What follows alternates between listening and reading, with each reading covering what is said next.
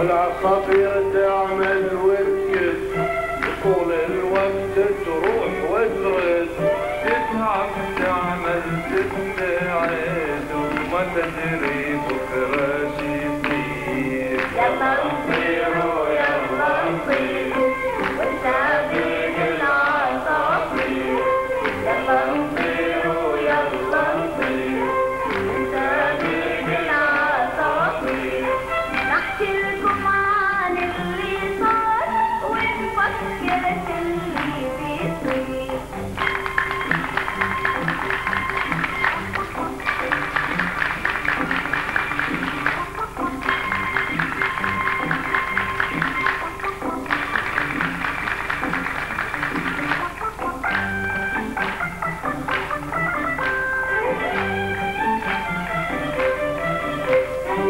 رد الشتاء بمطاره وكلهن بخش في غاره. ورد الشتاء بمطاره وكلنا بخش في غاره. صار الأرض يا خسارة بروح مبلى المقبور. يلا نطيروا يلا نطيروا ونسابق العصافير. يلا نطيروا يلا نطيروا ونسابق العصافير.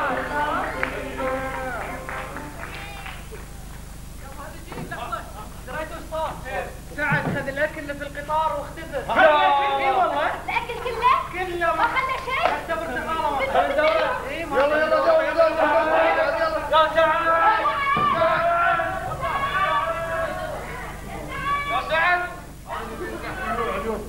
يا سعد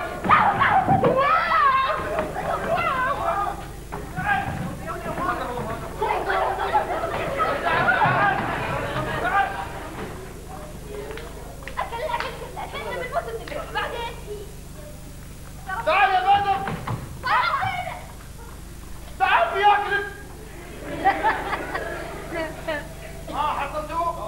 ما حصلتوه؟ يا الله الحين كلكم ما قدرتوا عليه؟ وين طياره وز وجبناه. لحظه هاي في القطار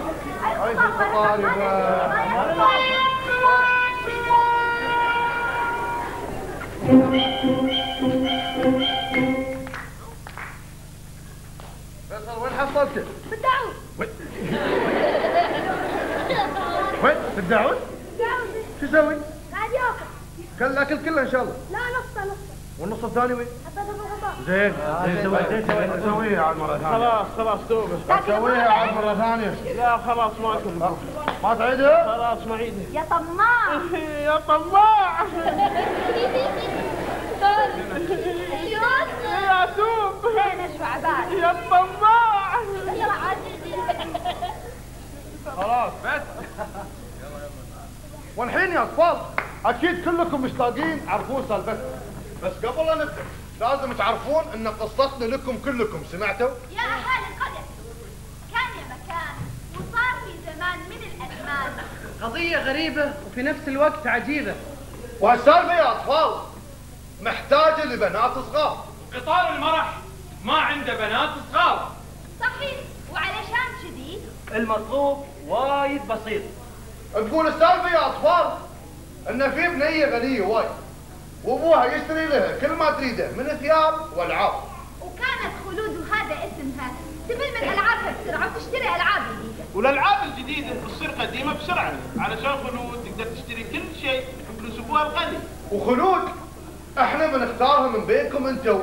والحين نبي واحد تمثل معانا دور خلود. تعال تعال من هذه القريه، تعال حييها.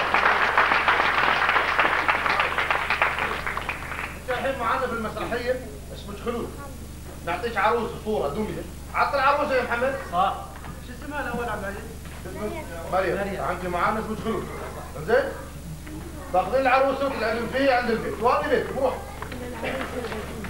كانت خلود تلعب بدميتها اللي قدام بيت بالشارع اللي قدام بيت. وبعد شويه يمر بياع الالعاب. بتذكر خلود انها من زمان ما اشترت العاب جديده ولعبتها العروسه اللي عندها ملت منها. فقررت انها ترميه. وتروح تاخذ فلوس وتشتري العاب جديده. العاب لحظة يا العاب، لحظة. طب تشترون؟ ايه زين. ما بغينا نبيع.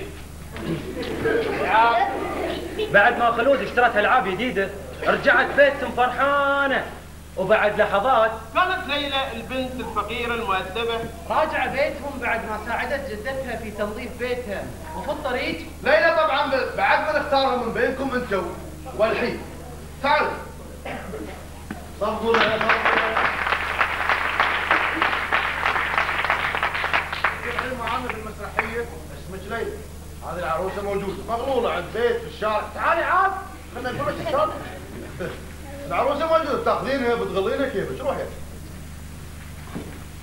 ليلى خذت الدميه وفرحت فيه هواي بعد ما تاكدت انه مو بحق حد وما حد يبيه. ليلى خذت الدمية وعدلتها وخيطت لها فستان جميل وحلو، وحطت لها شرايط جميلة ونظيفة. وبعد ايام كانوا الاطفال يلعبون في حديقه الفريج.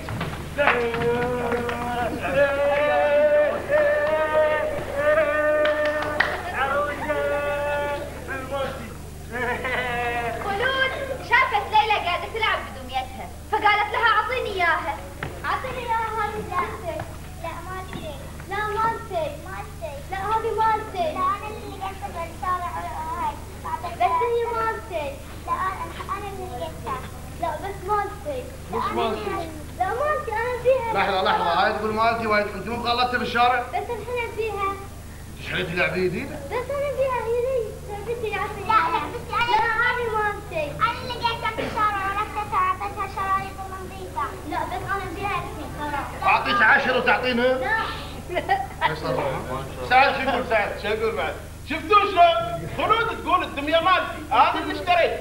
ليلى تقول انا لقيتها وتعبت عليها لين صارت لعبه حلوه. اتفقتوا ولا شلون؟ لا أنا فيها. اعطيه العروسه وخلتي لا عليك. مالتي. ايش رايكم شنو الحال يا فيصل؟ الحال ان احنا نروح حق القاضي. القاضي؟ اي نروح حق القاضي. صحيح لكن احنا بنختار القضاة منكم انتم والحين. تعال يلا. الحين طبعا يا حضرات القضاة